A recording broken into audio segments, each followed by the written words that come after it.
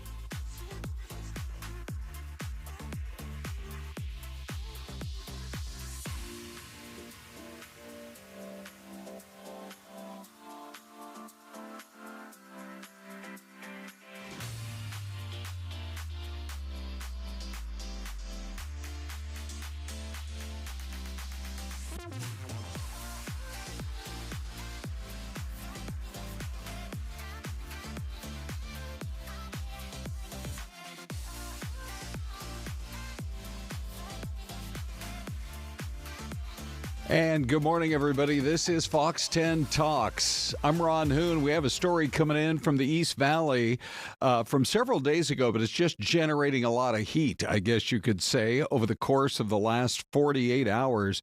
Really pretty unbelievable.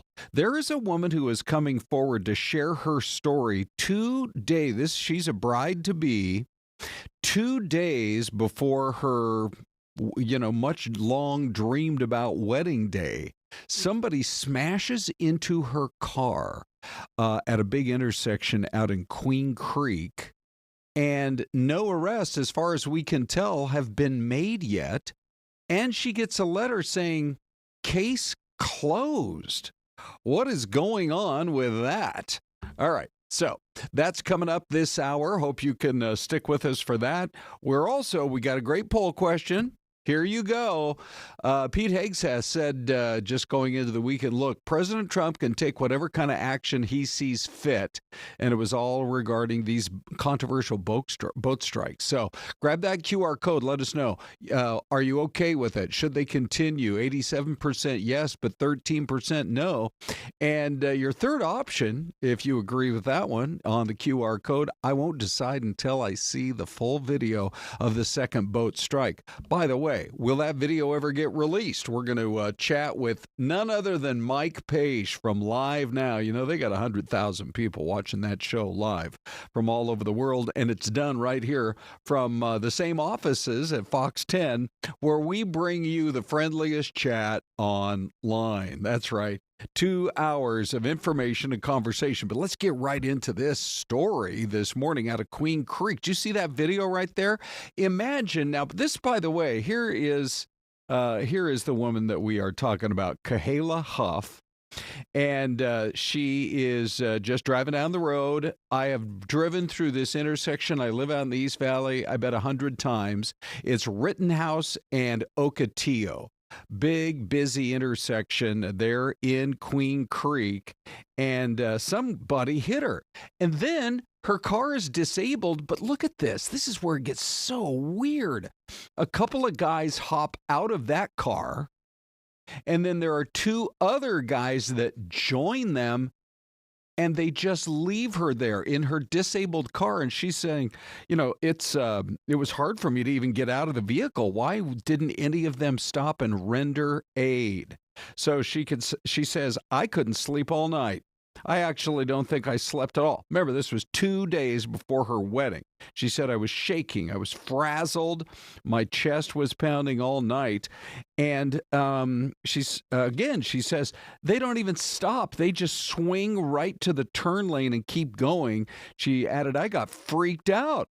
I want to go press on the brake. And I was like trying to turn it, but it was too late. Then I realized that car was right in front of me. They surveyed the damage. They actually looked in the window and saw that she was stuck in there. She's banging on the window. Now, they saw that she couldn't open the door, and they didn't even offer to help. And then, well, you're going to hear a little bit of what she had to say about this right here. Here is Kahela Huff. I got freaked out. I went to go press on that brake and I was like trying to like turn it, but it was too late by the time I had realized the car was in front of me. I just really want them to get caught, no offense. I just think if they can do that to me, they're gonna do it until they're caught. Who knows who else they're gonna do it to.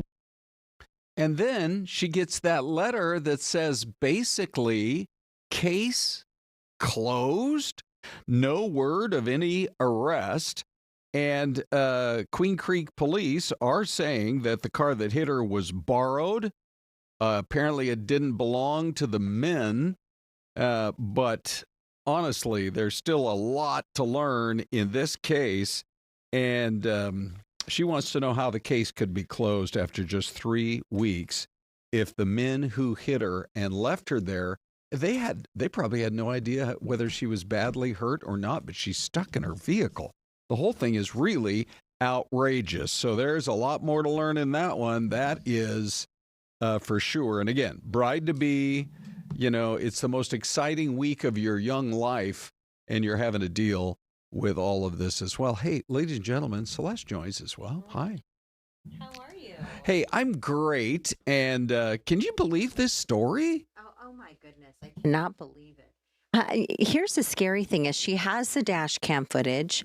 She has video of like these people, right? I know it's dark video, but to hear that there's nothing the police can do, I wonder if there's any video of like, it looks like they're running into a convenience store. Like, can they get the video from the convenience store? Right. Or there should be something else they can do besides send her a notice and say that they've closed the case. It's a hit and run. Yeah. Yeah. Like I said, there's a lot more to learn about this because there must be some underlying story that's not making sense to us. So true. Because obviously we need to, that's a great police force out there. Queen Creek, they do a great job keeping people safe out there. But boy, that one's not adding up, at least not yet so far. And then Syleste, on a violent weekend here in the Valley, how about this one? Look at that crime scene tape. Look at all those vehicles. Nobody's going to be moving those anytime soon. This is a boy. They haven't given his age yet. They just say a juvenile boy got arrested for a deadly shooting over the weekend. Now, what does that mean? Was he 10 or 11? Yeah. Or like 14 or 15? We have not had that information delivered to us. But police say that there was a guy shot. It was in El Mirage. It was Saturday night. Not even sure why this kid was out close to the midnight hour. But Dysart and Cactus Roads, I don't know anymore what the curfew laws are in this town of ours. I know what they are, Ron. What are they, Syleste? If you're 16 and younger, you need to be inside by midnight. That seems a little late to me. Yes. In my house, you're 16 and under, you better be at home by 11 at the latest. Good for you. Well, so they have arrested this guy, and we're trying to figure out, was it a random shooting?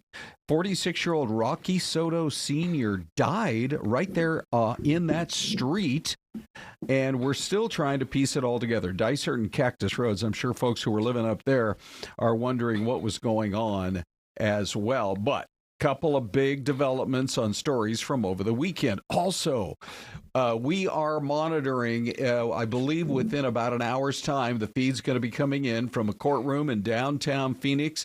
This has been a very long break, literally since before Thanksgiving. Here we are on December 8th. I don't know. Maybe the judge had some other cases to attend to or something.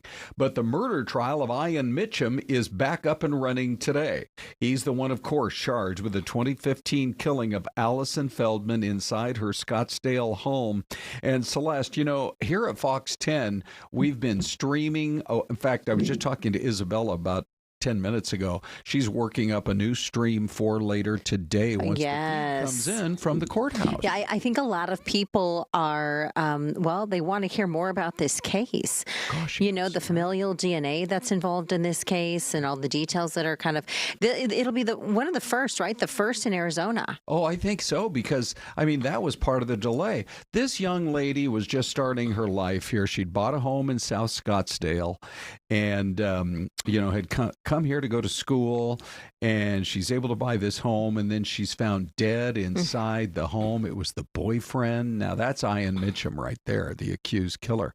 But it was the boyfriend who, and we played that audio for you later. It's just unbelievable. It is. He walks in and sees his girlfriend lying there in a pool of blood. And it took years, Celeste. You're exactly right, because they had to kind of determine whether or not this familial DNA was going to be a usable thing. There's beautiful Allison, who lost her life now 10 years ago. Do you remember? I believe we had one of our legal experts in, and he said that her father, Feldman's father, lives in Minnesota. Yeah. And it was her father that brought it up, the idea that, hey, can we look into familial DNA? Yeah. Because I believe it was being used in a case in Minnesota at the time. Right. And then the father called the authorities and said, hey, can you look into this? Like, this is what we're using in Minnesota.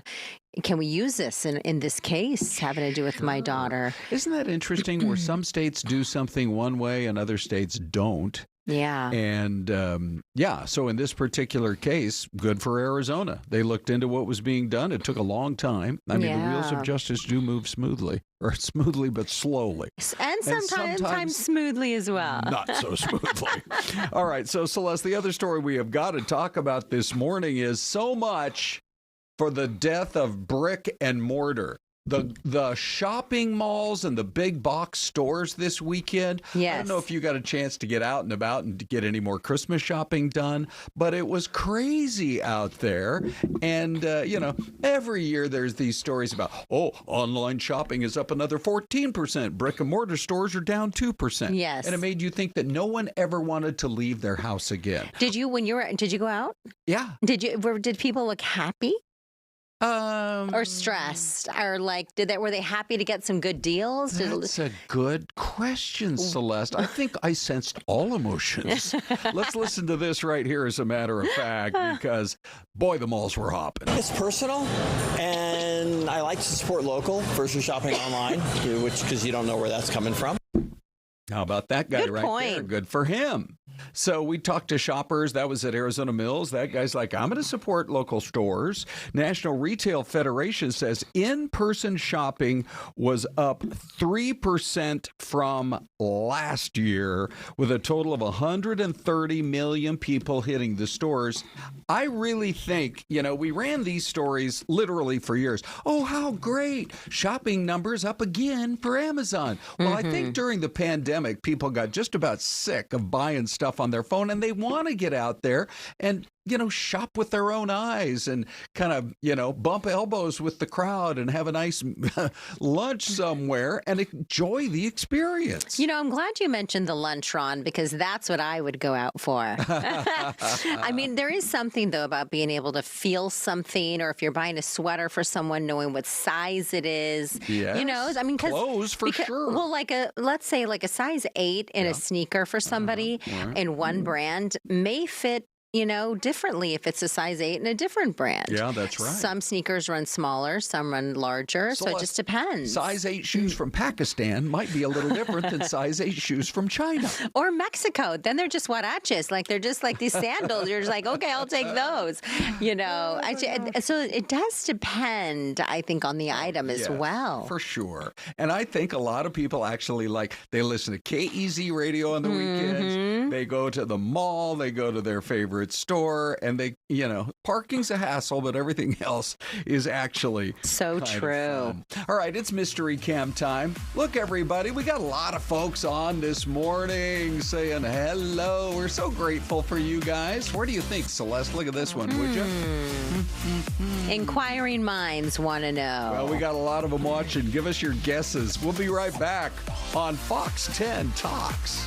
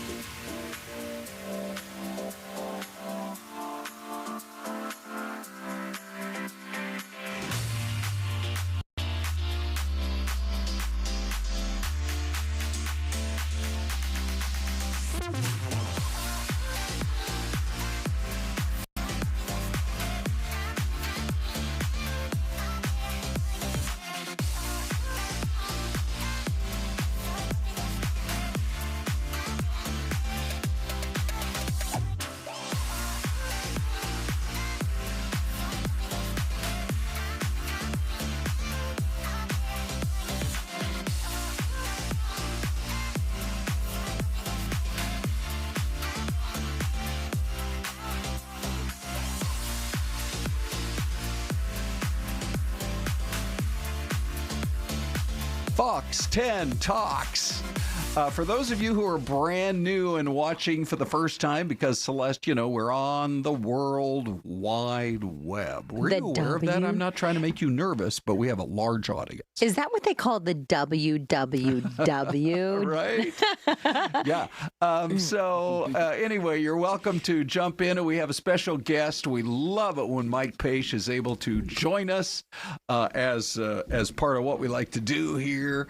And so let's just see. What are we seeing for guesses you got? All right. So we've got a Louisiana from Little Philosophy. Yeah.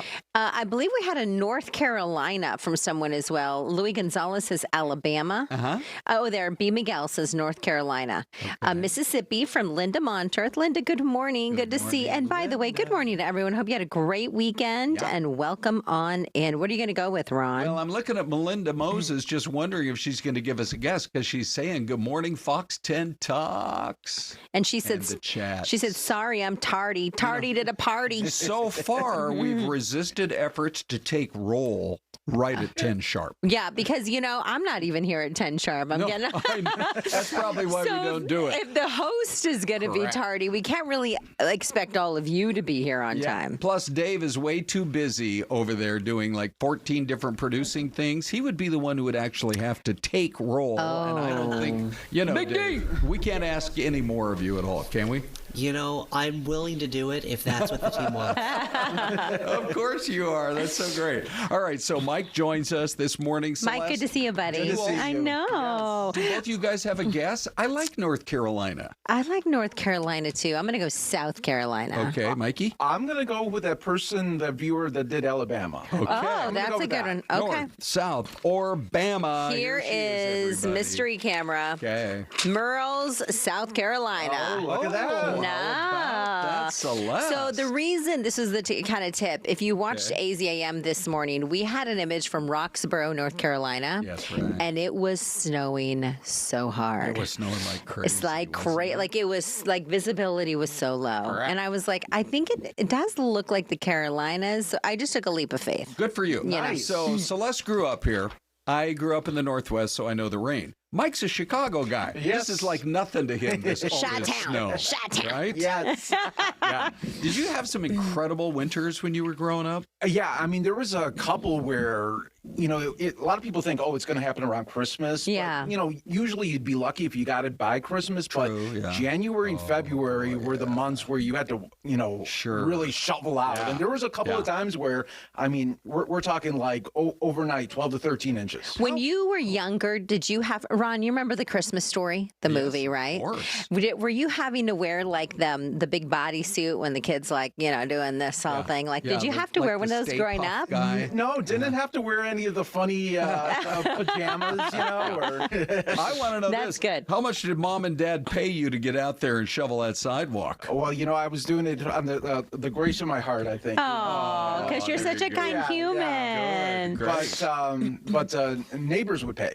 At least you made a little bit of money. Yeah. You know, I think this is so great, Ron. I feel like this is like a reunion this morning. Yeah, it is. Because It is. Mike Pache was on, what did it used to be called? News Now. News Now. right. And your desk was right behind Ron's, and I sit right across from Ron.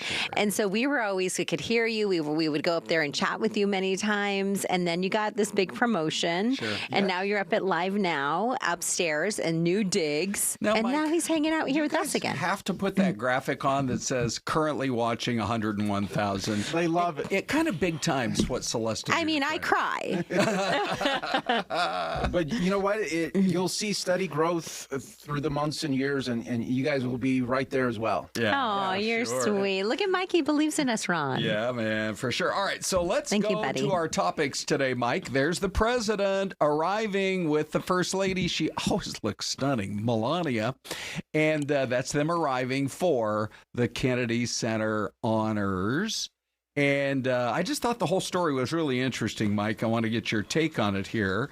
We're going to be talking to TMZ about the actual event next hour. Nice. And, you know, I mean, they had some great honorees. George Strait, Gloria Gaynor, Wow. Sylvester Stallone.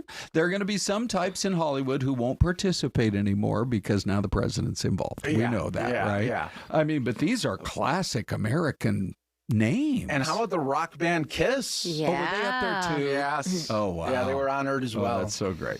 All right, so then he's there for the celebrations, but then he pretty quickly shifts the discussion to the economy, reaffirming plans for a new executive order to help bring down grocery prices. What has got to be done, Big Mike? This is going to be an issue that I think is possibly going to really hurt Republicans when it comes next year. I don't know if Democrats or Republicans really can fix it. I mean, we're dealing with years and years of the after effects of inflation. But what do you think? I mean, they've at least got to try. Oh, they got to try. And it looks like first he's going to be trying to work with the farmers, try to, get some relief there with the tariffs that have been going on. They've been getting hurt, but he also wants to center in on the meat prices. If you look at the grocery stores, meat prices are just so high. Yeah, it's like 6.5, I think, per pound for beef on average. Right. I think he's got to quit calling it a hoax. Because we all go to the grocery store. Yeah, yes. Right? And I think when he says that, I think he's meaning that the other party is trying to pin all the blame on him, versus we know where most of the inflation happened was over the course of the pandemic, and there was a different guy in charge Right. Yes. back in those days. But yeah, he's also going to form a working group of some of his top people to really try to tackle it, and it's going to be tough. I wonder if those people do go to the grocery store. Sometimes these highfalutin people, they don't even go to the grocery store. Yeah. You know, I actually saw a story today, get this, you guys, that the number of, they're called delistings in the real estate market, where people just give up. and they delist their house. They put it on, they're all set, they mowed the lawn, they gave it a fresh painted coat. Zzz, no offers And no for bites. months. Yeah. Because home prices are so high. Mm-hmm. And I mean, I think part of it's got to start there. Right? That's- With these home prices. That's true. And you know, when you look at the people that are delisting, you got to wonder too, okay, who's at fault here? Is it the realtor, True. or is it the homeowner having these Sky high expectations. Yes, Yeah, these- where they these- think it's, you know, back in 2021 or when these things were really taking off. Yeah. It's not like how it used to be. Yeah. Well, they need to create a couple ideas. Create some sort of tax incentive program where even if you're just a mom and pop, you're like a local guy who builds a house a year, or you're a bigger company that builds a lot more than that, where there's like a better tax write-off for every new home that you build. Let's get that supply up. Yes, yes. And then maybe do something with the Fannie Maes and the Freddie Macs of the world where you create this massive pool of money where people can get an interest rate, first time I'm talking about. Absolutely. For, you know, instead of 6.5%, maybe you get it for 5.5% or 5%. Even that would help. Yeah, Yeah. that would help a lot. And but you look at some of these homes, people have only maybe spent 3 years in the home. Yeah. And they're asking for like $125,000 over what they paid for it, and they Yeah. didn't do any work. Yeah. Oh, And, yeah. well, and you know, Oh, yeah. I didn't realize, you know, I have the Cool House segment and show that maybe many of you have seen on YouTube and on a our lot of on our those, Mike, app. are under or above $350,000. Yes, yeah. A lot of her houses. Well, what I realized in speaking with some of these realtors that when you mentioned the 3 year, I guess if you go into a house, you're there for 2 to 3 years, you can then sell it and then you can make, you know, a greater amount of money on the home, which is what a lot of realtors do. Yes, and if you are able to flip it and Yes. do the work, you got to do the Yeah. work, right? That kind of a thing. Hey, let me get one more opinion from you, Mike, here on these boat strikes. Do you think that we are ever going to see the full release of the September 2nd video? Here's why Celeste and I were wondering. On the one hand, Trump said the other day at the Oval Office, I got no problem. Pete Hegseth seems to still be hedging on it. And in the meantime, I think people want to know. Yeah, I don't think we are going to see the second, you know, the audio and the video associated with that, just because, I mean, right now, you know, there's a lot of thinking, okay, if it was good enough for a strike the first time, why can't it be for the second time? Yeah. You know, and that's what Secretary Hegseth is really fighting for. right. But a lot of people, you know, they're international law and all that. I guess the phrase they use, Celeste, is, quote, in the fight. Now, we've all learned by now that they had a 41-minute discussion before they launched that second strike. Yes. But the phrase they use is they were still considered combatants, I guess, in the war on drugs. Now, let's do this. Let me roll out the poll question right now. And we would love to know what you guys think about this, because Hegseth did say over at that Ronald Reagan Center in Simi Valley when he gave his speech, look, President Trump can take any action he sees fit. And this was in defending the boat strike. So should they continue? 83% are saying yes, drugs are killing thousands every year. 16% are saying no, you actually should declare war against somebody, Venezuela or whatever, to be able to start launching these military strikes and killing the people on board those boats. 1% say, I'm really not going to decide till I see the full video of that second boat strike. Celeste, what are you seeing? So on YouTube, this is getting a lot of action. Mike, take a look at this. 1.2 thousand votes in just the last hour. Wow. I won't decide until I see the full video. 4% say that.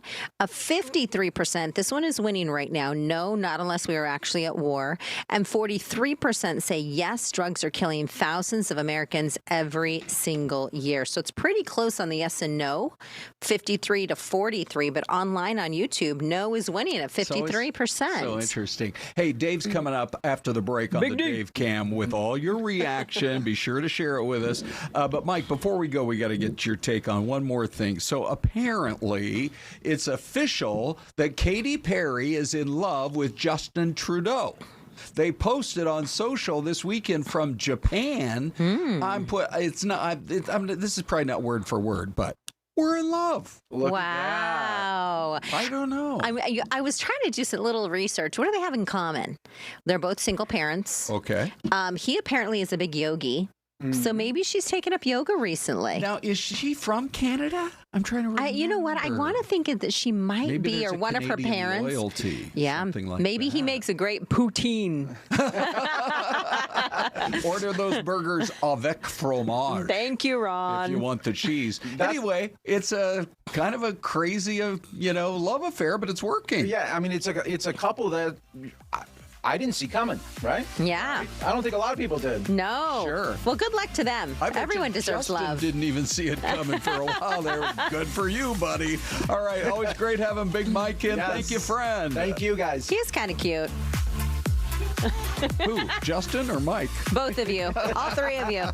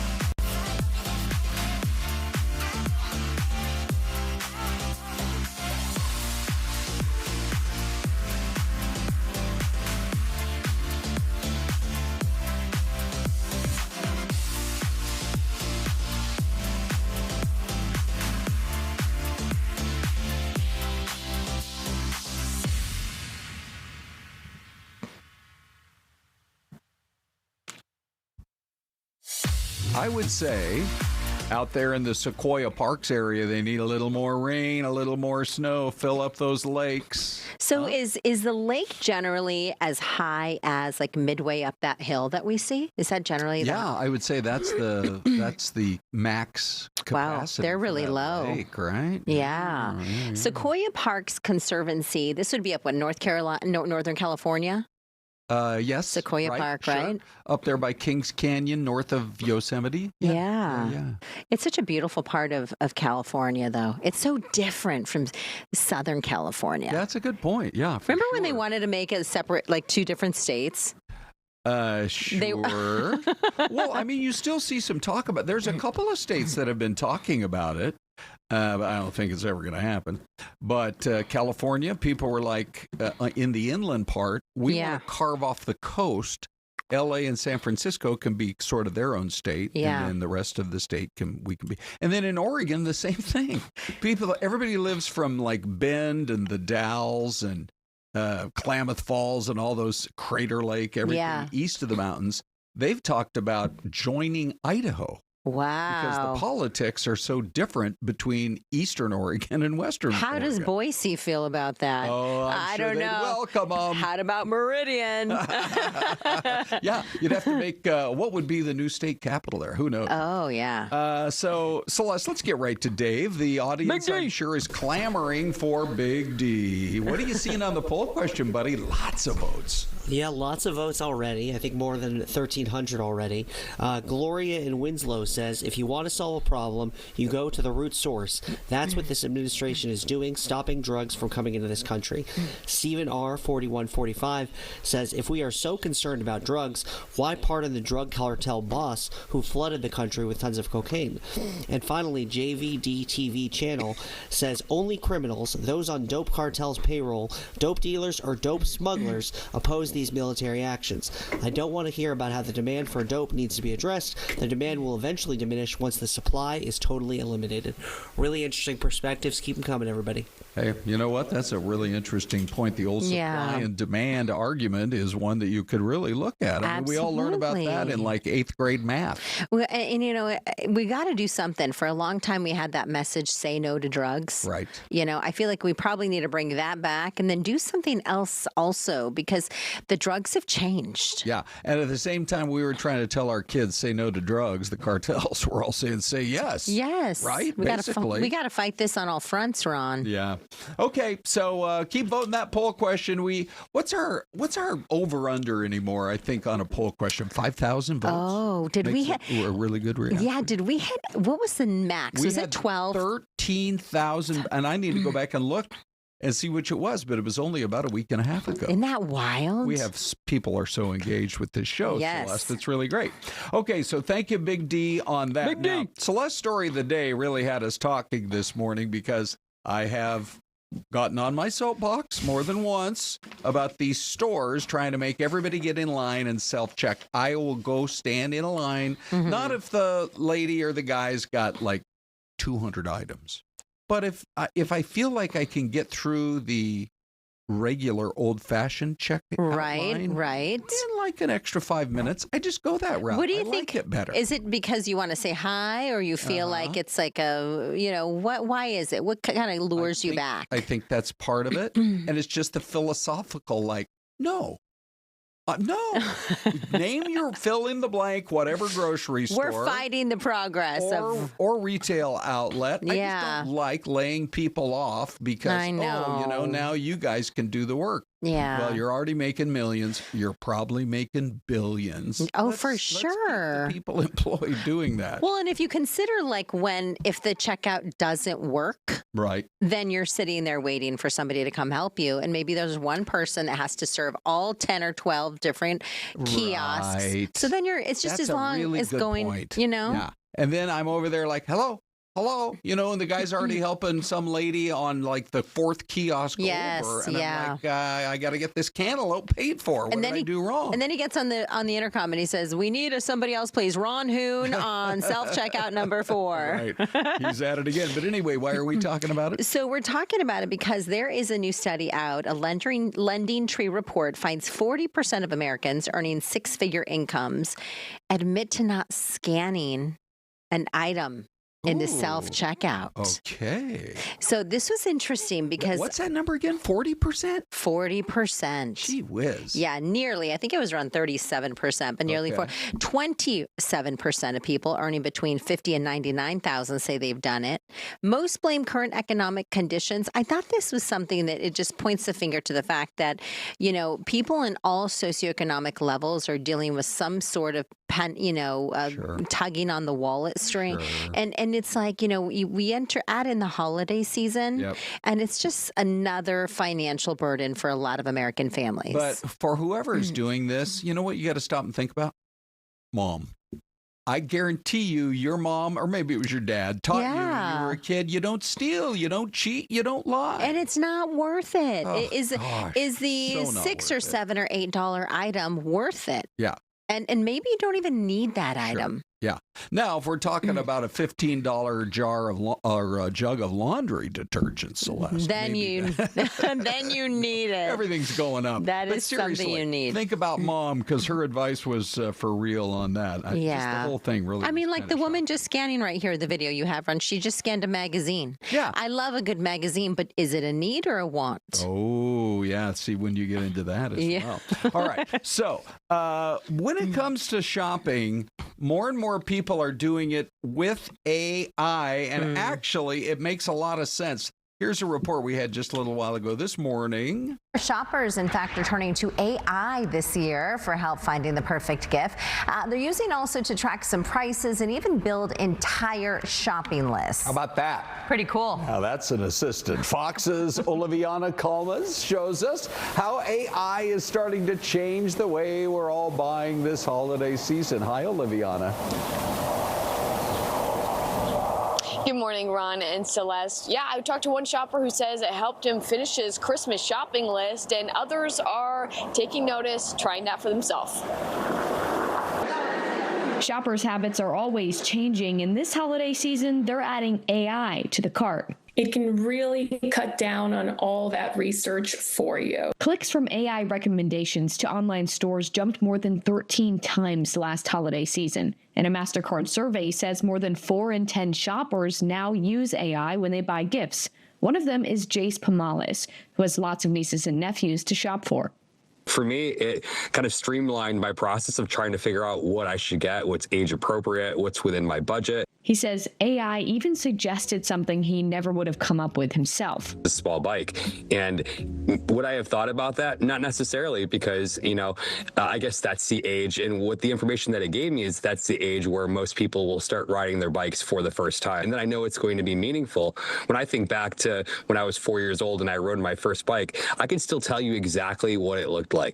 Tech creators who teach people how to use AI say it could also track prices, find promo codes, and organize holiday plans if you're specific with your questions. People are no longer just using AI to reply to an email. I think finally people are starting to comprehend that they can use AI as a tool, as your virtual assistant, right? She warns, though, you still need to be careful what you type into any chat system. You do have to be aware and and really become cognizant of not inputting your personal information into any of these AI chatbots. And the next test is seeing if these people will use AI after the holiday season, too. In St. Charles, Missouri, Oliviana Calmes, Fox 10 News. All right, so we thought to ourselves, yes, let's ask AI. We haven't done that in a few days, Celeste. Right, and AI is sad. He misses Ron Hoon. Yeah, your AI misses you. I know that for sure. We're going to ask AI a simple question. Am I hard to buy for? Mm-hmm. And what are a few gift ideas? Because this AI, they get to know you. Yes. What are a few gift ideas I could actually tell my family or friends to get for me for Christmas? You want to go first? All right, so let's see. Here we go. Oh, hold on. I got to ask AI. All right, go for it, Celeste. Hi, are you there? Hi there.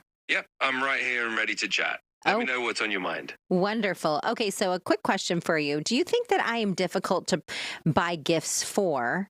And what do you think I should put on my Christmas list if, say, family asks me for what I would like for Christmas? Ooh, okay. Well, I think everyone can be a little tricky to buy for sometimes, especially if you've got specific tastes or you kind of got everything you need. But I don't think you're too tough. I think we can come up with some fun ideas. Since I know you're a foodie, maybe something kitchen related or a cool cooking class could be fun.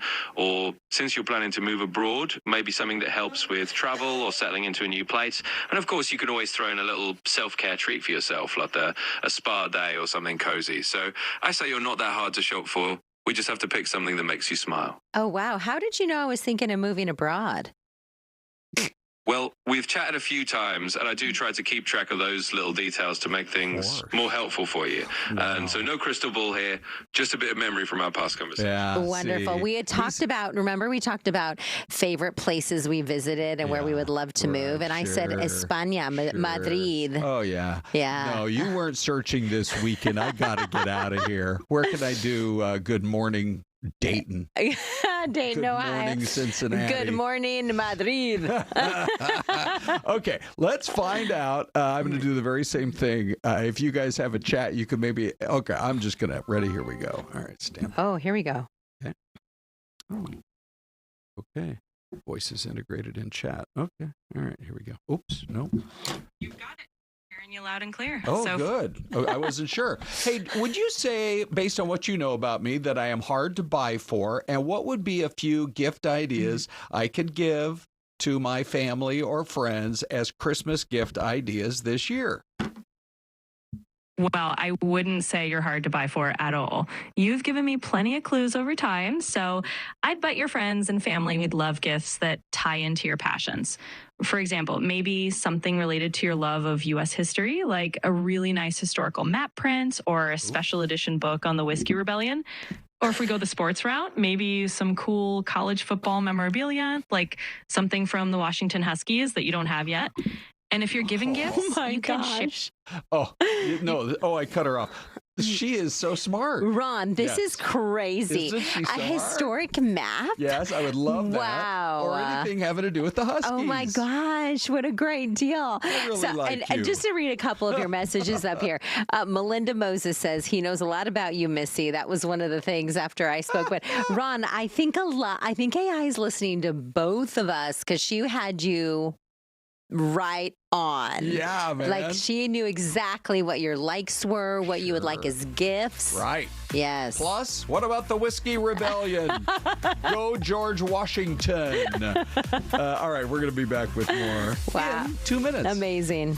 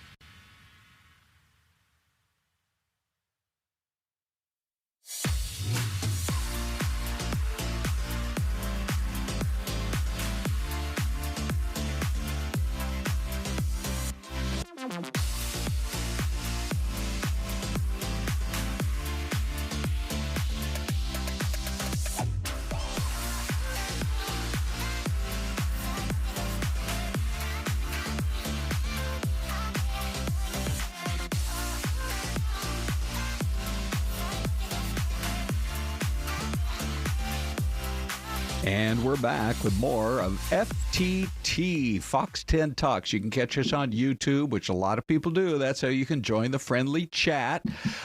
Who was just saying, good morning, I'm a little bit late, but glad to be with you? I think it was Darla. Oh, that's right. Yeah, Darla Nickel, 93. I'm so glad you're here. Ron and I have missed you as well. And Big D. Yep. He's missed you too. We were all wondering where you were. Like, hello, I'm a little bit late to the party, but hi, Syleste and Ron Soon, as she likes to call me, and Big D and the Fox 10 crew and all the chatty friends. So anyway, let's talk just a little bit, Syleste, about what was happening. This time of year, there's so much going on in the Valley, and I know you were hopping, you and your fam. Yes. On your birthday weekend. I know. Okay, so it's become a family tradition that we do some sort of Nutcracker viewing, like a theater production somewhere in the Valley for many, many years with our kids. Okay. But this year, we skipped the Nutcracker thus far. We'll do it eventually. But my daughter, Kiana, she's in college now. Look how beautiful. She actually gifted me a trip to the Phoenix Symphony yesterday. Wow. It was their Christmas production. Wow. And it was so amazing. They had 120 people in the chorus. They had the full orchestra with horns, percussion, everything. And then they had these two special singers, two opera singers. And I have to give a huge kudos to the Phoenix Symphony. And I believe it had the conductor is Lawrence Lowe. It was so interactive. Yeah. He would turn around and he would speak with the audience. And we got to sing along with some of the songs. And it was so amazing. The music just made you feel Santa was there. And the whole thing, it was just amazing. They're just such a gem in our community, Phoenix Symphony. I'm so glad that happened. Yeah, and then there's kind of an inside, and then they have the Phoenix Symphony with that snowflake there on the wall. Yeah. The lighting was great, and it was just really, really an amazing time. I love music.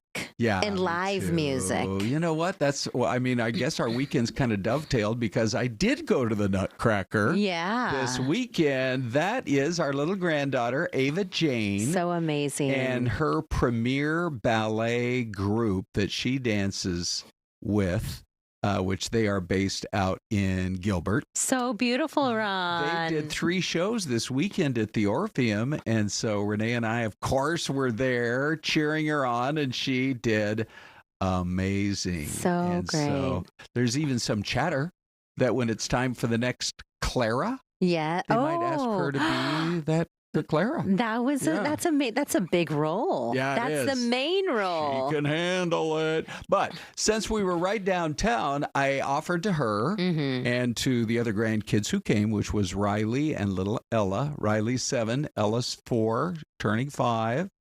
I said, do you guys want to go on a tour of the Fox 10 studios? Oh, and so they met the Simpsons. The Simpsons. Okay, so if you've never been to our building, this is what it looks like in the lobby. It's so perfect. Oh. Homer, Marge, Bart, the whole gang. And there's Riley and Ava Jane and Ella, and they had a really great time. So great, Ron. Yeah. So great. Which one of your grandchildren we share a birthday? That is Avery. Avery. And she is in our other family. Yeah. That's our granddaughter with Alexa. So sweet. Happy birthday, Avery, and good to see you, Jordan's children. Sounds like you had an amazing birthday. Yeah, it was. It was really great. Yeah. Family, friends, music. I said on Friday, I said to Celeste, I bet you never thought when you were a kid or teens, whatever, when I finally turned 29, thank you, Ron. I'm going to celebrate it with the Hooner. That's that guy right. on TV. Exactly. It was so great. Hey, Celeste, one of the fun things you do is your cool house. And let's talk about today's a little bit. So today's cool house, it's every Monday at 9 a.m. on AZAM. And today's house, it's not for sale, but the interior designer walked us through. The owners have traveled the world and have this great art collection. And so they brought her in to tailor make all these really specific little nooks inside the home and create these spaces for all of their artwork. And it's amazing. Okay. Yeah. Let's see it.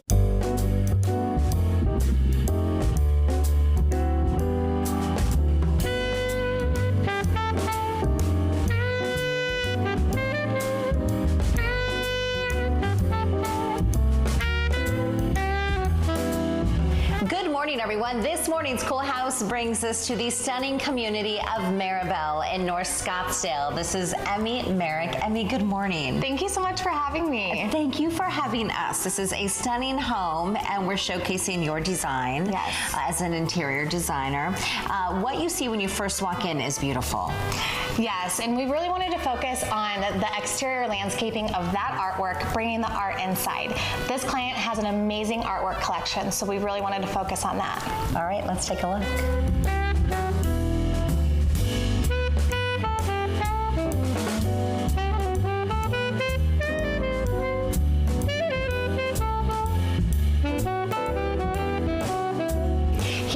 living room, the owners of this home are really able to showcase their artwork. Yes, and one of the main things we wanted to do was create these niches on either side of the fireplace and adding the backlighting to it so it really showcases each piece. Yeah, everything they've collected over the years. It's beautiful. And then you have the great room that opens up to the kitchen. And what are these lights? So these lights are alabaster staggered pendants. We wanted more of a wow factor over the island, so selecting this light versus two other pendants was the right choice.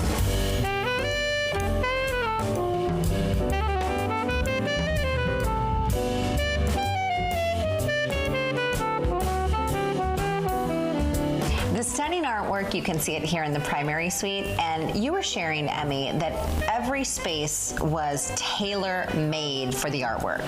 It is. Every room has its own theme and vibe, and the artwork focuses on that as well.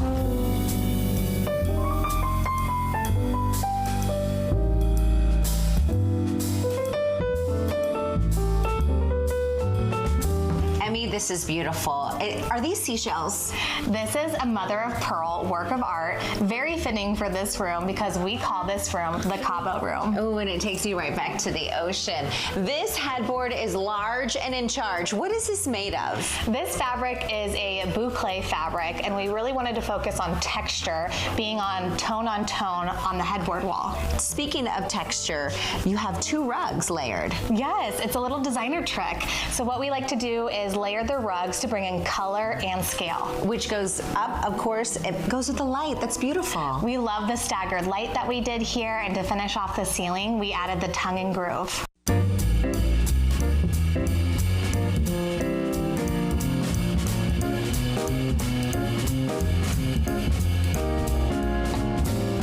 This is stunning. Come on in. What a beautiful powder room this is. The marble that you see. Take a look at the walls. They're dark to imitate the night. And then you have these wonderful alabaster lights. And then this one up here, it looks just like the moon.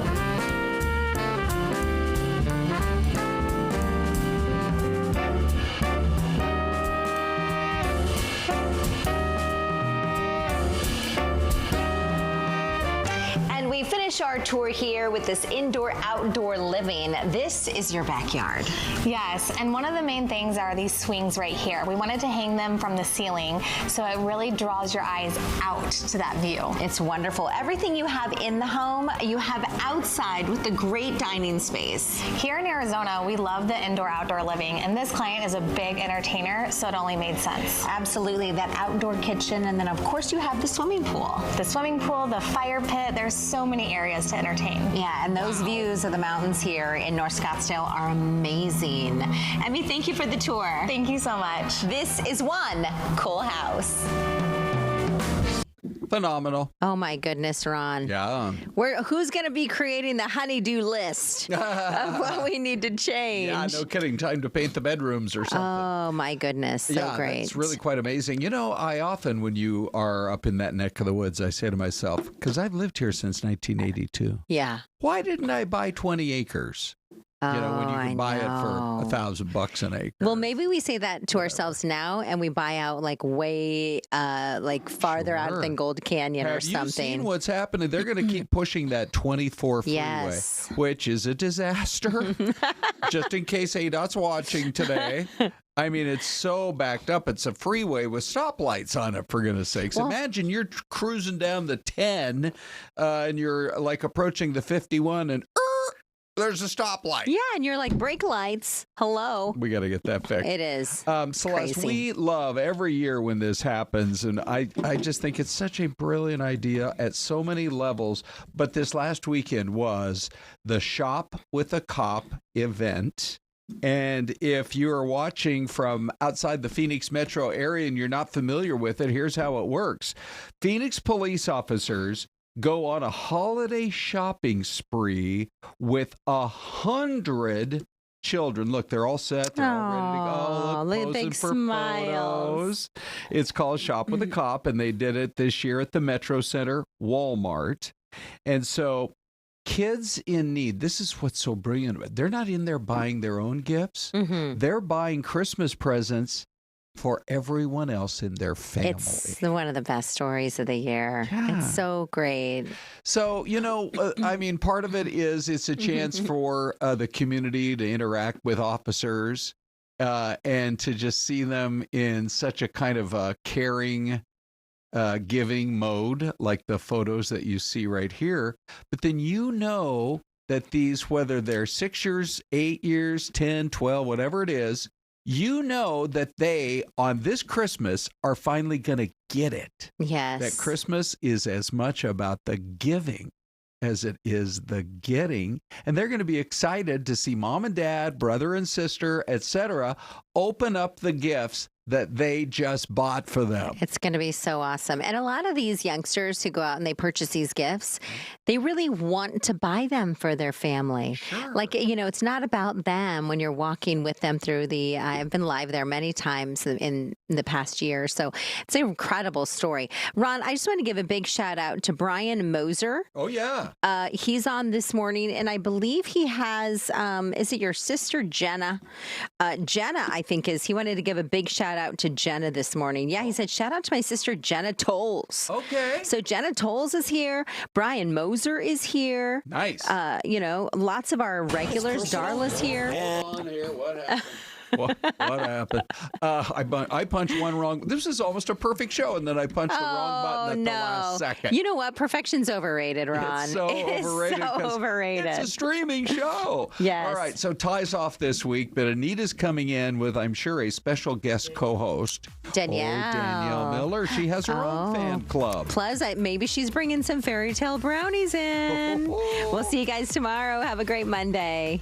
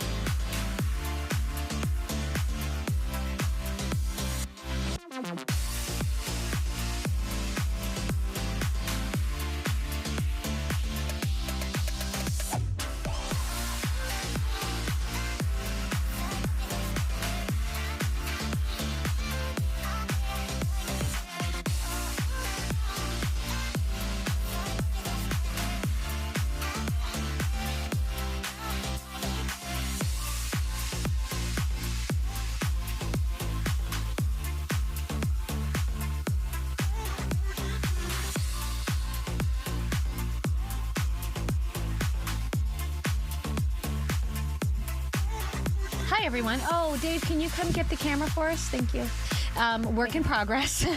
I wanted Danielle's here. Yep, we're here. When Danielle fills in, we call ourselves the Blondes Who Babble. Yep. The Blondes Who Babble. I like that show. Brandon, Here, do you want to squeeze closer so we see you? He's our Perfect. brunette of the group today.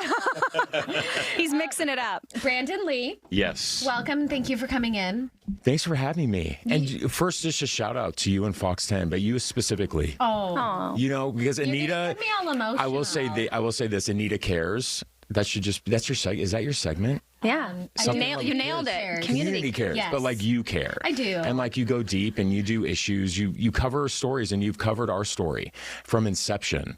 And you've covered it in a way that I think so much. I used to be a local media guy thank you. Yes. for a long time. Local news anchor. Local news anchor here. But I know how news operations work. I know how, the newsrooms work. I know how editorial meetings work, right? Mm-hmm. And if it's something good, it usually gets thrown, and it usually gets put to the bottom of the rundown. But you've committed to telling a true story that I think would never be told had it not been for you. So thank you. Oh, thank you. Well, I appreciate that you reach out and you share that with me too. We've done a couple things together, and yeah, it really is amazing. You messaged me Monday and said, "Hey, we have something really exciting." Well, first of all, go back and talk a little bit about what you're doing and your connection to really the local prisons in our state. Yeah, it's something that had never been done before, and I'm all about that. And we, for the first time in our nation's history, has any prison built brick and mortar a holistic healing studio. And so we build brick and mortar holistic healing studios inside of our prisons. We work with the highest risk individuals. Oftentimes people are going to be like, yes, those are the most people with the most violent histories, and people with serious mental illness. And for the first time ever, I decided to create a trauma-informed yoga teacher certification program where we took 23 incarcerated women and we put them through an 8-month-long, 200-hour certification course, all based on the trauma book, The Body Keeps the Score. Tell me a little bit about your background, and do you practice yoga? You know what the crazy part is? I don't. Oh my gosh. So how did Brandon create this? Yeah. So I created the Art of Our Soul is a holistic healing studio where we do art and music therapy. We'll talk about that. And you've covered that before. Well. Yes. And that's for everybody? It's for all of the incarcerated individuals. Got it. Okay. You actually, going back, the first time we did it was when you were doing it at just an outpatient. So we have about 12 studios around the valley. And I own and operate our flagship studio. And we work with people in behavioral health. So we work with people at addiction treatment centers. They shuttle their residents over to our studio every single day, and we do art and music therapy. And then when I built them out inside of our prisons, I added yoga, breath work, and sound bath healing sessions. And after we had been doing that, we started to get the data back on the population, and we were dropping violence on the most violent yards by nearly 90%. Oh my gosh. Incredible. And I will say the art and music therapy is amazing, but I really know that it was the yoga, the breath work, and the sound bath that was really having the bodily effect in order, a sense of bringing down their cortisol levels, their fight or flight responses. And so I remember I was walking across Perryville Prison as I was leaving one of those sessions, and after witnessing it, and I said, you've got to do more. And I was talking to Director Ryan Thornell. He's a phenomenal leader of our prisons in Arizona. He's a thought leader. And I just said to him, I said, what if we certified them? That way, when once they're out or when... Yeah, so once they're out, they'll have a job. Because I'm trying to find the answers to a lot of crises that are happening in our state. And when people re-enter from prisons, they're not hireable because not enough corporations, when you apply for a job, and I would even suffice to say here at Fox, here at my old station, and if it says, have you ever been convicted of a felony, the moment you check that box, you're gone. You're not going to be hired. I actually featured a company, Awake Windows and Doors, if I'm not mistaken, is the name of the company, in one of my segments, and they specifically hire people. Formerly incarcerated individuals. And I only hire formerly incarcerated individuals. And that was what many of them said. It's like, no matter how hard you work, and you have to do the work, and you have to educate yourself while you're incarcerated. But then when you apply, and people say, well, why? There's that trust factor. There are many factors that go into it, and it's tough, and people get discouraged, and then they go back in. That's how recidivism feeds itself. And so, I tell people all the time, the hardest workers are reentry folks. They're loyal. They show up every single day, and they show up with passion because they're grateful that they've been given an opportunity, and they don't want to lose that opportunity. And they're humble. And so if you give them a chance, they'll thrive. Yeah. Right. And so that's why I only hire them. And then I train them, get them the certifications they need. And then I send them right back into the prisons of which they were once housed. They're To my help other people. facilitators, right? On Right. that peer level. So it works. But I think the yoga program too is there was a couple of requirements that I had. Is a majority of them had to re-enter in the next 2 years. Cool. So we went through all the women and we chose ones that have re-entry dates within the next year and a half because I wanted them to come back into our community with those certifications and get jobs as independent contractors. It's a lot easier. Right. So they met that. But the other ones is I needed a minimum of 3 lifers, meaning that these were 3 women sentenced to life in prison. It's heavy. And it is heavy. It's very heavy. For a couple of reasons. Every soul has a purpose. I don't even care if you're convicted for life. Your soul can still progress while you're incarcerated, and you can still have an impact on many other people. And I wanted them to have a life with purpose. And so 3 or actually 4 of the women who graduated from my program last week are now certified yoga, breathwork, sound bath practitioners, of which now I am building them their yoga studios on each one of the units inside Perryville. Their job for the rest of their life will be to teach yoga, breathwork, and sound bath to all 4,000 plus incarcerated women every single day. And that means so much in so many things. I practice daily. I know you have practiced. I'm two a week, but yeah, no, You definitely know the right? benefits What of does it. it make you feel? Exactly. When you're walking. Good. When you're walking, I think we all struggle with anxiety. We all struggle with stress. We all struggle with the everyday stuff. Yes. And that 1 hour, 70 minutes where I'm on my mat, and I practice hot. So the heat and the humidity will definitely help me focus, because the only thing I'm focusing on in there is breathe, get through it, breathe, get through it. And it changes your mindset. Yes, I'm calmer. I'm calmer when I leave, but it also teaches me to stop, to think, to not react as much.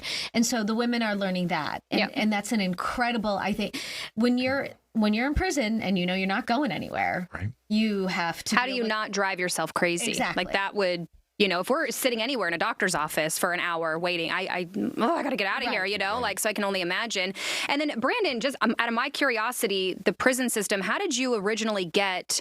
Yeah, how did I get there? Because I had never spent time in prison. Yeah, why are you so passionate about? And it's amazing because we need more people who. It's the question, the director of prisons asked me that question when I first met with him about the idea of bringing my program inside the prisons. That was his question. Yeah. He looked at me and he goes, like, crazy idea. Yeah. I'm with you to do something that's never been done before, but I have to ask you why you? And I'll never forget, at my flagship studio, there was an addiction treatment center, and they were shuttling folks over to my studio one day, and they were a reentry addiction studio. And so these folks had just spent sometimes 20 years in prison, and within days they were in my art studio. And I still teach. Yep. And I began bonding with 2 of them. And I never forget a conversation. There was this woman. She had spent 28 years inside Perryville. 3 days later, she was in my studio. She didn't talk for 2 months, but after the second month, I finally broke through with her. And I just said, Carol, I said, what if I brought this program in prison? What would you ever think? She goes, it would have saved my life. Wow. And I said, then that's where the bells went off, and gave me the idea. I think, too, is we need the advocacy. And I tell people this. It was under Governor Doug Ducey when DOC changed its name to ADCRR, Arizona Department of Corrections, right? Rehabilitation and reentry. And so I challenge people, cool, that's a title. That's a name given to this. But are we truly rehabilitating them? Right. Are we making the investment into bringing rehabilitation programs inside our prisons with the hopes that they'll have a successful reentry? Right. Because right now it's a moniker, and I'm challenging lawmakers right now. I'm meeting with state Senate Republicans and state legislators on both sides, and I've been having private meetings over the past month. Because my goal isn't just to be at Lewis Prison and Perryville Prison. I want to be at every state-run prison in Arizona. Because if you really care, and I would suffice to say that every legislature cares about this, if you care about public safety, if you know that 94% of incarcerated individuals are going to reenter, 94%, It's more than 9 out of 10 are coming back into your community. If we do not rehabilitate them, they are actually making your community less safe. Mm-hmm. And so if you care about public safety, you'll care about a small financial investment into rehabilitative programs before they re-enter. And it really is as simple. It can be as simple as starting with creating the art. Mm-hmm. And again, and it benefits everybody. Yes. You have to regulate them before the classroom work begins. Mm-hmm. We can throw certification courses out them, whether they can be a mechanic, give them trades, and bring trade schools into our prisons necessary to give them those certifications so they can get a job. But if we do not address the underlying issues of what led these people to be incarcerated in the first place, they'll re-enter. But guess what? They'll be triggered at some point. They'll get into a fight with their spouse, a fight with a family member, and those triggering episodes will lead back to original violent behaviors or self-destructive behaviors with drugs. Then they'll be reincarcerated again. So all of those certification courses, to be a mechanic, to be a carpenter, all goes for nothing if we don't regulate and focus on the trauma that they've experienced. Absolutely. So it's this and this. It's not this or this. It's both and we can do both and. From a financial perspective, of course. You have to think that it costs our state roughly $50,000 per inmate per year to house them, right? So we should have a vested, just good economic policy is to throw, my program would cost $40 a year per person to have access to this studio, right? So we're not even talking pennies to the dollar. It's like half a cent to a dollar at that point. And so really at the end of the day, it's this. Some people will say they don't deserve to do art therapy. They don't deserve to do yoga and breath work because but we don't of know the everyone's things that story, but we don't know everyone's story. And I would suffice to say, like, I spend time with them. I go into our prisons. I have the best conversations with them. What I tell people all the time is this. If you got to know them and they shared about what happened to them when they were children, I promise you, you would have had empathy and compassion for their lived experiences when they were kids. But because they didn't have access to heal from that, of course, they made some poor life adult decisions, and nobody's making excuses for that. But what I want people to know is you can heal, people can change, but we have to give them the opportunity to heal. We're going to take a quick break, you guys, 2-minute break, and then we'll be right back to wrap up our conversation with Brandon. We have another guest. We'll be right back.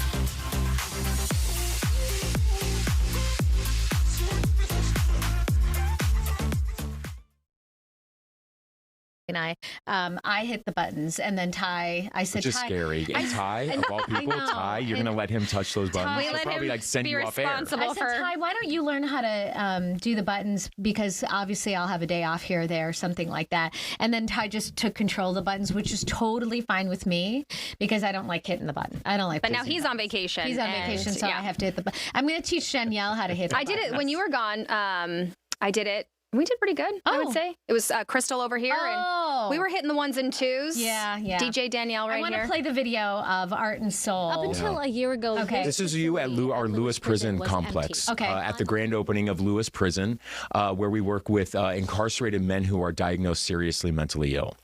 And so it's awesome. I love our art and music program. We have DJs who remix EDM music, and they do artwork to the beats of the music. And so this is inside of a prison, which is rad. I mean, when you walk in, you don't feel like you're in prison anymore. We make it feel like it's a nightclub, a vibe, and a new environment. Because I tell people, your environment dictates exactly how you feel. Oh, for sure. Right? Everything. For you sure. want to go to a lounge on a Friday night with a friend. Could you imagine if there was fluorescent lighting and no music? You would not be vibing, right? And so you want to change behaviors, you have to change environments. Correct. And so that's why we change the environment inside the prison. So cool. So how often are the inmates doing the class? So this is Eric McBee, since we're looking at him. Eric was sentenced to prison at the age of 16. And he's serving a 12-year that's him right there? That's him, and that's him right now. Oh, wow. He works for me. He's He's one of my inmate facilitators. Yeah. But he gets out in 3 years, and I am hiring him. And the day he gets out, he's working for Art of Our Soul. I had a great conversation off camera, off the record with Eric. Fascinating. It's fascinating. And he practices yoga. Like, he could be certified. We haven't brought it to the men yet. But Eric's awesome, and I can't wait to hire him. He's a true example. He was around some bad kids. They made some bad decisions. And they, sadly, they charged him as an adult. And he was just 16. And he has 3 years left? He's got about 3 years left. What was it like the first time? So what I thought was wild is they escorted us up to a certain point, and then we just walked into the room. Yeah. And all the inmates were just sitting there, and they're like, "Hey, Anita," because like, they watch the news. Yeah. But you don't have officers around you like escorting everyone. No, It's but I very think open. that's what changes the environment. But what was it like for you the first time walking through? I mean, you've got the fencing, you've got the barbed wire. And you had probably been in prisons before for doing stories. For work. You never, no, for work, yes. Even for work, 22 years being a journalist. Never. Wow. Never been inside of a prison. Really? See, I've done so many stories, and I have to say the first time is extremely intimidating. It is. And I went to men's prisons, which obviously being a woman, I'm kind of like, okay, like what is this going to be? But I have to say, every time I've gone, and I even did something at the MASH unit recently where they take care of the animals, Maricopa County. Fantastic program. I have never been around more respectable, like, yes, ma'am, no, ma'am, how can I help you? Do you need water? Like the most, it's so different from what you're expecting going in there. It'll change your perspective totally on just our stereotype of what we think but it'll also be. gratitude that I'm not in there.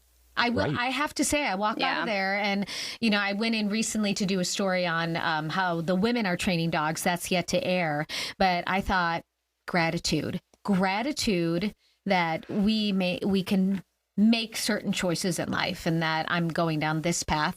But, that's how you learn. Yeah, it is. And it's, I own the privilege that I had, right? I came from a really great community. So it really puts things into perspective for me. And I always told my team and my staff, and it's why I'm there so often, is that as long as I own and operate this company, I will always teach and I will always be there, because it will always remind me. Just one trip in there once every 2 weeks will remind you real quick One your decision. purpose and your why, but also why you're doing it, because I see them changing and they're so grateful for it. Yeah. Right. And I'm like, okay, we're going to do this thing. We're going to make it bigger. We're going to be in more prisons, of which we are. We're going to be building out at 2 more prisons at Red Rock and La Palma, in Eloy, Arizona, just south of Casa Grande.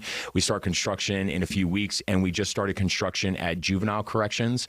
So we're building one at Adobe. Which is amazing to start kids at a younger age like that to before kind of they get. re-enter. Those kids will re-enter at 18. So my focus is we're going to help them heal before they get out on their 18th birthday. Mm-hmm. Do you still actively teach all the classes? I know you have. No, I teach once a week. I have so much going on. I never thought that Art of Our Soul, we just celebrated 4 years. Wow. that we would have 12 studios and now 5 prisons. It's What a program. It's growing. Wow. It's growing because there's a need and it's working, right? But I still teach once a week. Yeah. Are you a nonprofit? No. It's not a nonprofit. It's okay. not a nonprofit. It's for profit. And you know what's funny? Because that's the one question I get asked all the time. Oh, you have the most amazing nonprofit. And I'm like, no, it's actually for profit. But I think that the work that we do, because we work with the most underserved populations, that people just assume. But I know some nonprofits that aren't so, it's more about a money funnel and a tax evading purposes than it is for anything. But no, you know what, I'll tell you this. I'll tell your watchers and listeners this. I started Art of Our Soul when I left news 4 years ago. People thought I was crazy because I was, a main anchor here. That's a huge job. And kind of just had it just sitting there for me, for however long I wanted to. It was easy. It was easy. Yep. And I left 4 years ago, and I started Art of Our Soul in a 500 square foot little studio with savings, with $15,000 in my savings account. No investors, no loans. Just 15 grand, build out my first studio. And I just hope that can be inspiring for other people. That, like, if you have an idea, go for it. We get this one chance at life. We get this thing. Yep. So, like, we can live different chapters, and it's okay to, like, start writing a new one. Also good advice. Let's get to our next interview. Brandon's going to stick around. Do you have Do you have a website or anything? Artofoursoul.com. Okay. Yeah, so people can find you. Yeah. We are going to, hi there. Good morning. Go for it. We get this one How's it going? We get this thing. Yep. Oh, I think it's still running our package, Dave. Can we turn that off? Oh, I'm sorry about that. Kimberly, how are you today? We've got some audio issues. Can you hear us okay? Artofoursoul.com. Okay. Yeah, so people can find you. Yeah. Dave, can she hear us? Oh, thank you. Okay, I'm still hearing our package, and I can barely hear Kimberly. I hear nothing. Yeah. Kimberly, thumbs up? Okay. Fantastic. Can you hear Kimberly? I can. Well, he doesn't have. Okay, hear her now. No, you're good. You're good. You're good. So we're chatting about people relaxing and some of the most relaxed larger cities. So we're talking about a 250,000 plus population. Some of the cities on the list really surprising us. Yeah, for sure. The top's really California heavy. I don't know that that's super surprising. But some of the other ones I think were more surprising. Maybe Lincoln, Nebraska, Madison, Wisconsin aren't necessarily places you think about relaxing, I wouldn't think. And Plano, Texas? I've never been there before. So what's so great about that? I have not been to Plano either. I have lived in Austin. I don't know much about Plano. I do know that they are doing well in pretty much everything across the board. Whether it's financially, things to do in the city, the way the city is taking care of, its residents, those sorts of things. It's just doing well across the board. Okay, so how were these cities ranked? What did this study include? Yeah, so the study included, we broke it down into like 7 categories where we looked at, mental health, financial health, environmental stressors. We looked at things like purchasing power, the rates of, the insured populations in the cities, unemployment rates, access to, outdoor space, whether that's, parks or hiking trails, and other just wellness amenities. Yoga studios is a big one, or spas, for relaxation. And then we also, included like some climate metrics and some other things like depression rates, poor mental health days, and all of those went into determining where the city lies. We were talking about with Brandon, our previous guest, about the yoga. You were right, Brandon. You're like, they must have a lot of yoga studios. I was like, well, San Francisco. I lived in New York City, and I'm from California. I'm like, San Francisco. It doesn't seem relaxing. I was like, they have to have a lot of yoga breath work, and all the holistic healing stuff up there. You were right. I wonder if the proximity to water and the beach life makes a difference, because I feel like when you can stroll on that beach for 10 minutes a day, boy, that's stress. Sound of the waves. You feel relaxed. Absolutely. That's why they make sound machines with beaches. Beach noise. What do you think, Kimberly? Absolutely. I know one of our pros lives by the beach, and she will like take off during the middle of the day and go have a 10-minute swim or surf session. I spent some time living in Hawaii. I can concur that I was way more relaxed living there than I am back where I am in Illinois now. So definitely your environment plays the biggest role, I think, in where we start our day. You know, whether we start tense or relaxed. What part of Illinois are you in? I'm in Springfield, so I'm in the capital. Okay, so I used to work there. I worked there for 3 years. There's snow right now? There's snow. And then I'm from Chicago originally, so my dad Friday sent me a picture of like, I don't know how many inches of snow. Does that stress you out, the weather, the winter weather and the cold? Yes, I just moved back in April after being away for 10 years. And so I've been in the South in Hawaii for 10 years. So yes, the snow is definitely stressing me out. She's like, I'm done. Yeah, I look at that snow and I'm like, no, thank you. I get stressed out just thinking of, what is it? White knuckle? What is it? White knuckling. White knuckling. Yeah. Yeah, I was in Fargo, North Dakota for 2 years and I was very stressed out. I have to say that I miss during it. the winter. I'm looking at all the video of all the cities around the nation with all the snow, and I think the first snowfall is relaxing and calming and cozy, and then you're like, okay. What news markets did you work in before you made it to Phoenix? I was Fargo, North Dakota, then Las Vegas, where I'm from. Okay, so and then here. Springfield and Las Vegas. So Illinois two and stops. Yeah. Yeah, I mean, I did Hartford, Connecticut, so New England and Boston and New York City. Atlanta. None of those are on the list. None of them are on the list. I know, which drove me to the ground. Yeah, Minneapolis, Minnesota. That was right next to where I was in Fargo. And I have to say, Minneapolis is it was so fun. Wait, what did you say about Plano, Texas? Is there just nothing to do in Plano, Texas? Is that why it's called? There's nothing to stress you out. Yeah, there's nothing to stress you out. What Kimberly? was that? Yeah, there's no stresses in Texas. Yeah, I don't know much about Plano. I just know that it is doing well across the board. Austin also did really well where I was. Austin's cool. It came in at number 17, and that's just a fun city. I concur that it is just a blast. It's very unique. Well, thanks for joining us, Kimberly. Stay warm. Enjoy Illinois now that you're back home, and have a Merry Christmas.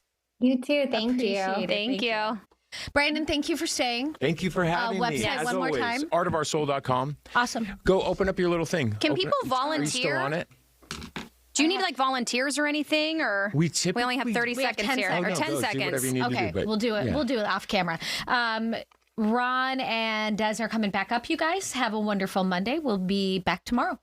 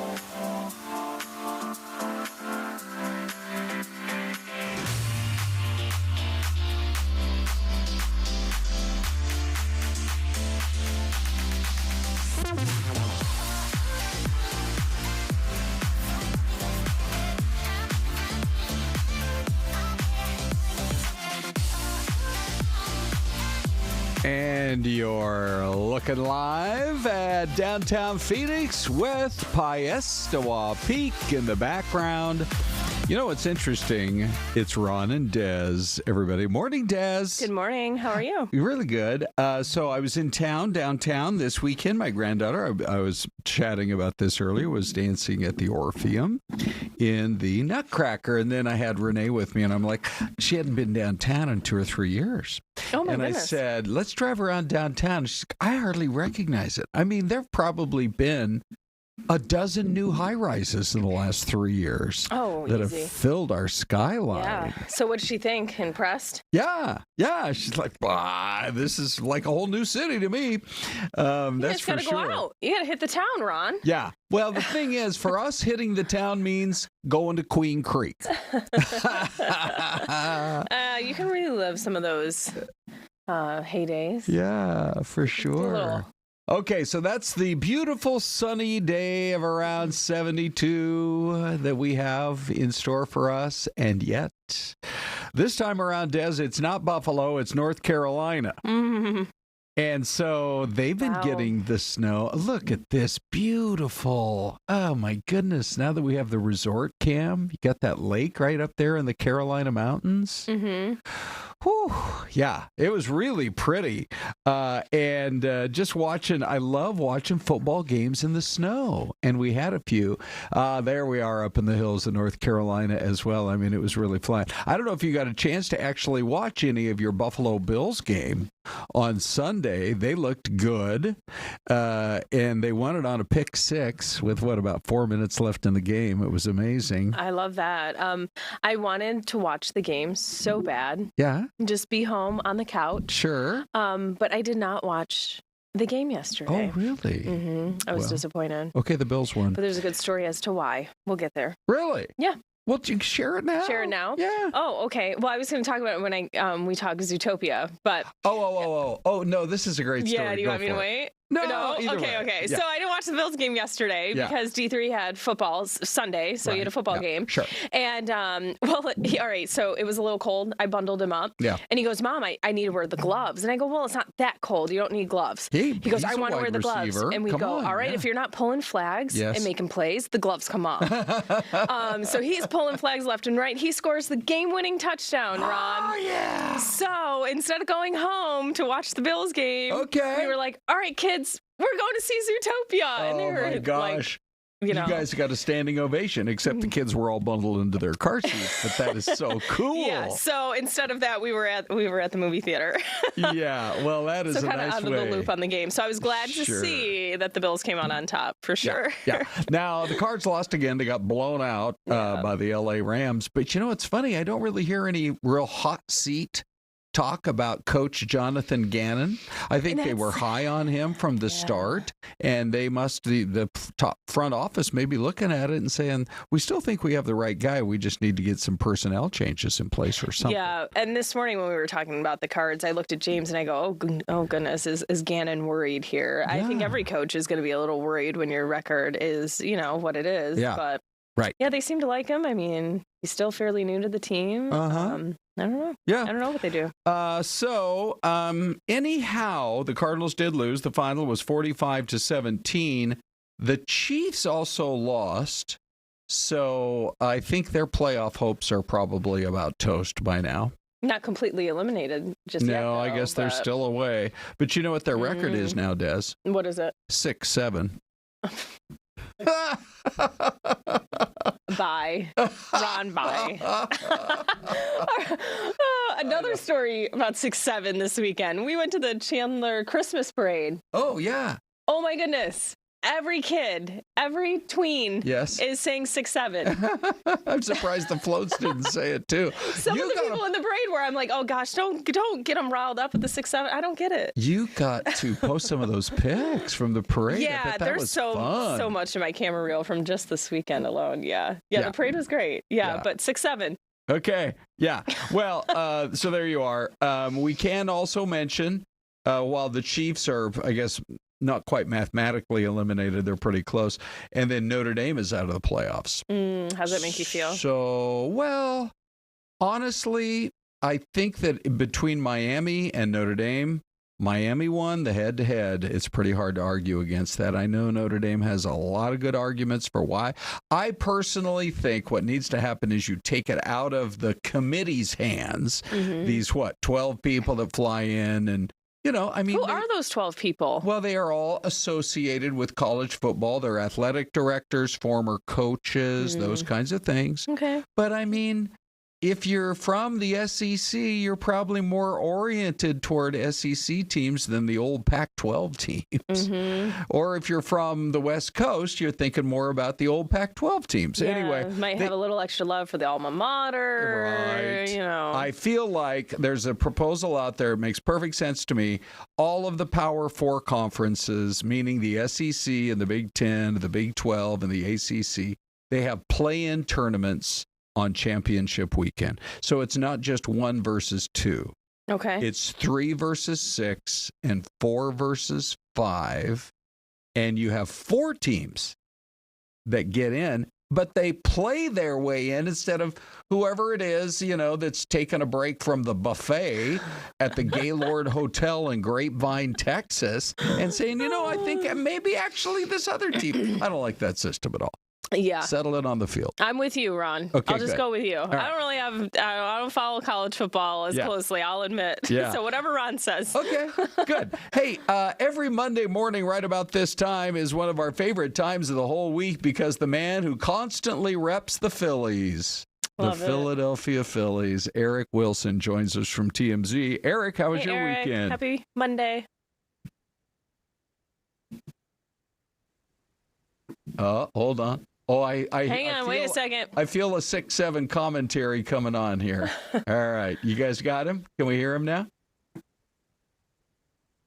I can't hear him yet. Eric, are you messing with us? You're miming. You're messing with us. Can you test your mic? Oh, no. Okay, testing. Yeah. Give us a 1, 2, 3, Eric. Yeah. Eric, can you check your microphone? I don't know if it's on. He's checking. Yeah, thumbs up. Yeah, it's not him. No, we had some Must be audio something on our problems last week as well. What, do they wait till we get on at 11:30? Or I don't know. It's weird. Everything was working fine. everything's last getting a hour. little sleepy? Okay, yeah. Eric, maybe log out and try to log back in. All right. Eric's going to log out we'll work and on log getting back him. in. It'll just take us a minute, so we'll do that because, man, do we have some topics to talk about with him for sure. But in the meantime, we can always go to the poll question while we're working on that. So Pete Hegseth gave a speech this weekend at the Ronald Reagan Library, which is over in Simi Valley. And if you've never been, it's worth like the drive just to go see that, let alone all the theme parks over in SoCal and everything else. I mean, they have Air Force One. You're like going through all of the, memorabilia and stuff. And you're like, oh, this is kind of a cool museum. And then you come around a corner and you're staring Air Force One in the face. Wow. It's really incredible. You've been, Yes, obviously. yeah. How many times? Just that Just one once? time. Oh, okay. Yeah, I don't go over to SoCal as much as I probably should. But anyway, there you go. There's the poll question. Grab the QR code. Let us know what you think about should the strikes on the drug boats continue or not. All right. Now we got him. There he is, the man of the hour. Can you hear me? Good morning, Eric. Yeah. Yep. Good Excellent. Hey, so let's see. Let's talk about, since we were in a kind of a football mode here a minute ago, Leonardo DiCaprio has suddenly become a Kansas City Chiefs fan. What's going on? Who knew? Taylor's popularizing it for everybody. She was there at the game as well. She brought 2 of her friends, Selena Gomez and Lena Dunham, were also in attendance. But yeah, Leo showed up randomly. We don't know any connection that he has to anyone on the team or any fandom to either of the Texans or the Chiefs. But he was also there to see the Chiefs lose. Yeah, we were talking about that. Wait, Eric, are you not a Chiefs fan? No, not really. Go Birds. But I just, we've had obviously our rivalry over the last few years. But it's a disappointing season, and Leo was there to see it go down. Speaking of seasons, award season's coming up, and it doesn't look like it will be a disappointing season for Leo, but hopefully he wasn't jinxed by being in attendance. With, really? What do you hear what's going about on with that? What are you what's hearing going on about with him? that? I wonder, was he in town shooting something, or what was going on? Well, no, I just think he's getting a lot of Oscar buzz and Golden Globe buzz for his new film, and he was nominated today, I believe, as well for the Golden Globe. So yeah. Which film? His second Oscar. It is. What is that film? One battle after another. One battle after another. Yeah. Oh, I have not seen it yet. Yeah, he's getting great reviews. Oh, I want Timothy Chalamet to win for Marty Supreme, but yeah, it's looking like another Leo Oscar season potentially. Wow, that's really great. Hey, so what about Britney Spears? She just turned 44, huh? I guess you could. Yeah. You know, I mean, we know about the trouble she's been through, but she's still worth millions, and she had quite a birthday bash. Yeah, so she loves to go down south to Mexico, and she was on a boat, it seems, celebrating her 44th birthday. And she loves filming these videos where she dances around in some provocative clothing. But she did that on the boat as well. And she said that she was doing some backflips off the boat. We didn't get that on video, but yeah, she seems to be enjoying her 44th birthday. Were there any other names, any celeb names that were part of that big extravaganza? No, I feel like she does a lot of stuff solo, or with maybe her son Jaden, who is in town as well. He's been around in Los Angeles, but it looks like there was no one else on the boat except for the driver. Wow. It seems. How old is her son? Not how old is she? He just turned 18. He just turned 18. Yeah, he might be 19 soon. Wow, yeah. Britney being 44 though, I'm like, dang. I thought I always felt like she was like so much older than me. I don't know, like you grow up with such an icon. I'm like, wait a second, we're not that far apart. She hasn't been creating any really bad headlines lately, so I guess for her that's a good thing. Yeah, for the most part, she's been staying out of trouble. We saw her a couple weeks ago hanging out with Kim and Khloe Kardashian. They had a little sleepover in Calabasas. So yeah, I mean, it's definitely not. She doesn't have no friends, but she's she kind of keeps to herself. Yeah. I mean, that could be a good thing. Yeah, for sure. For sure. For some people, that's the best thing. Yeah. Exactly. All right. Glad Eric, we finally got in with you. Thank you. Yeah, sorry. Next week, no tech issues. No. I don't know how. I think it was unplugged or something. I don't know. Okay. Talk to you no soon, problem. buddy. Thanks, Eric. Bye, guys. Mystery Cam time. Ready? Thanks. Good job. Woo, Thank you. Look at this, would you? Yeah, the snow is flying. Where do you suppose it is? Get your guesses in.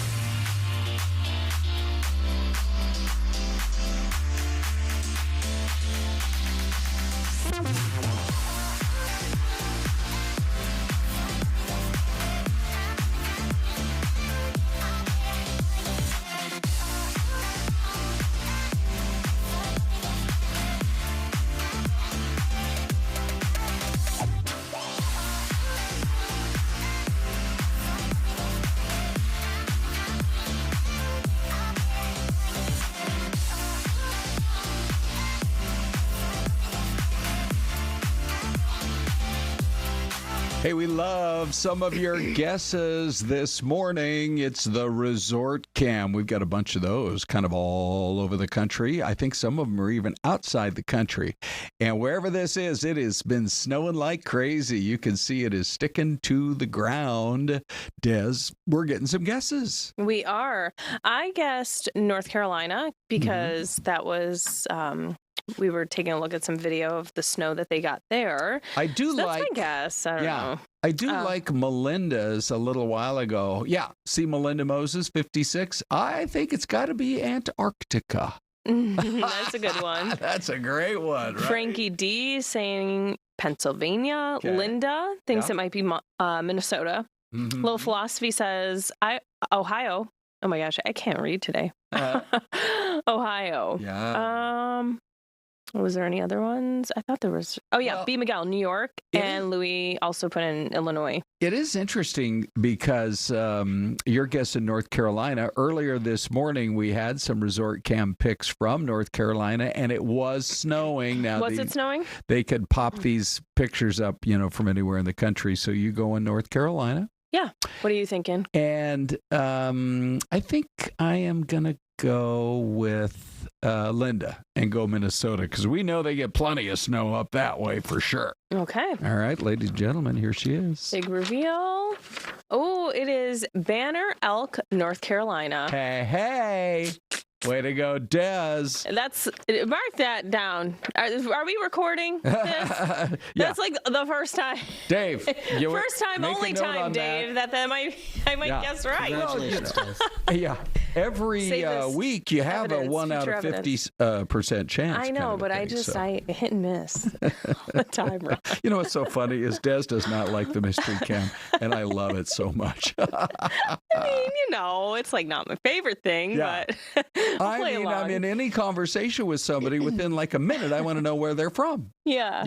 Yeah. So anyway, all right, let's get you, it's funny enough. We just saw Dave on camera a second ago. We're getting wildly different opinions between the QR poll and the YouTube poll. So Pete Hegseth gave that speech going into the weekend there at the Ronald Reagan Library in Simi Valley. It was all talking about defending these boat strikes and says, look, the president can take whatever action he thinks is necessary, quote, as he sees fit. So should they continue? 84% of you are saying, yeah, drugs are killing thousands of Americans every year, but 15% say, no, we should not be doing this unless we're actively at war with whatever country it is that is causing harm. For the most part, I believe most of these drug boats are coming out of Venezuela. 1% say, I'm actually not going to decide until I see the full video, if it ever is released. We shall see about that. Des, what do you see? And then over 2,000 votes here on our YouTube. So the percentage is shifting just a little bit with the second option, obviously having 52% here saying no, not unless we are actually at war. 43% believe yes, those drugs are killing thousands of Americans every year, and 5% they're voting. They want to see the video first before they decide. Last time we checked, there were about 1,000. Now we're up to about 2,000. So Big D, what are you seeing? Hey, Dave. Yeah, the comments and the votes just keep coming in. Jenny in Glendale says protecting our children from drugs is far more important than protecting the cartel. T. Roger 63 says we are at war with drug dealers. It's called the war on drugs for a reason. It's pretty simple. If you're willing to risk importing, transporting drugs, then they should be willing to risk getting blown out of the ocean. And finally, Casual Speedrunner 1482 says not even if we are at war. It is a war crime. Those are specifically even illegal in war. Really interesting thoughts. Keep them up, everybody. Okay. Thanks, Dave. Dave, excellent stuff right there. Hey, Des, we just thought we'd talk about a couple of the other big headlines that are going on today. This, the story of the shooting at the Little Caesars a little more than a week ago still, I think, has people who live in that neighborhood or knew who either one of these two victims. It's basically an act of domestic violence that even spilled over into somebody else's life who had no connection to the killer. And so now you have multiple families grieving because one man went berserk with a gun and took 2 lives in such a cowardly way where they were defenseless. They were at work at the Little Caesars in Tempe. It's devastating, and I don't know what we do. We hear about this so often, right? Domestic violence cases and women, even sometimes men, but we know a majority of victims tend to be women in most of these relationships. And I don't know what we do to solve that. If it's taking the reports from women more seriously, if there's harsher punishment on the front end, because it's just devastating that this is what this resulted in. So this gentleman here thought his wife was having an affair with her coworker, and it results in both of them losing their life. And so here's what family members of that second victim were saying. Because an innocent person lost their life, a soon-to-be father, I don't think people understand. It's not easy. It's going to be hard for us, but we're going to stand together and provide love to each other and support. So they were there to honor the memory of Shaquille Simmons, and there are some photos of Shaquille that they were sharing there, and the fact that it happened, right there in broad daylight at the Little Caesars, about a mile or so off the 60, the Superstition Freeway. Just, I think, still sending shockwaves, not just for these families, but in the community as well. And if you know of anyone struggling with domestic violence, even child abuse, I did a story last year with Winged Hope. They're out of the East Valley. So if you need services, look them up and seek that help. It's just devastating. And then you were seeing a picture of the suspect there. Yeah. Hey, the other thing we were going to talk about was the Ian Mitcham trial is back underway. I'm still not clear why they took such a long break, unless maybe the judge had some other cases that needed tending to. But our coverage is, have we launched that yet this morning, Dave? Yep. Okay. So when we wrap up here in a few more minutes, you can go onto our other YouTube channel. We have multiple channels here on the very popular YouTube, and you can get the very latest. They're back in session for the first time in about almost a month, I think. I believe it was around the 20th or so that they wrapped it up. Anyway, Mitcham, as you know, is charged with killing Allison Feldman. She had just bought, so excited about her new life and her new home there in South Scottsdale. And the defense is still trying to claim that a pharmacist was the killer, but we wait to see whether or not that man will actually be called to testify. But I feel like we've been doing a pretty good job covering it for you and Isabella. People are wondering, where's Bella today? She's handling a lot of our court case coverage along with Trenton Hooker. Yeah, so after you're done watching us here, you can head on over and get the latest there out of court today. Well, anytime I make a promise, Des, to our audience, I like to follow through. Yes. And remember last week I was mentioning how I had taken my grandkids over to Safeway, and we got some of their chicken tenders, which are about as big as your fist, for $2 each. The cheapskate in me. But anyway, I'm standing at the deli counter, and a fella says hi, and we start chatting. I'm telling you, if you just take a couple extra minutes, and especially this time of year, people are in the holiday mood and maybe share a little more.